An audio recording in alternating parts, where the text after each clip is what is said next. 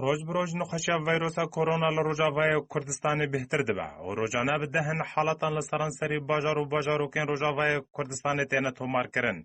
لگوری که دسته تندرسی از سر بپیده و ایرو سیشمه بلاف کریه که دما 24 دمجمرین بوریدا هفته و یک حالت نو هاتنه تومار کرن. لگوری دسته تندرسی از سر بپیده و کجمارا کسین توشی ویروس کرونا بونه گهشتی 2517 کسان. جه 595 کس جه کرونا باش بونه و 86 کسان لدوری جیر کنترولا پیده دا جان خوش دست دانه.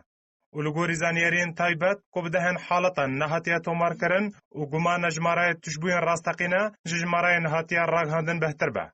هر وحد تو خدمتک تندرستی جبو تشبوین ویروس کرونا نای پیشکش کرن و بتنه گارانتی مال سروان تفرس کرن. به کرو شوان یا تندرستی وره شوپاندن و خدمت جوان را وره پیشکش کرن.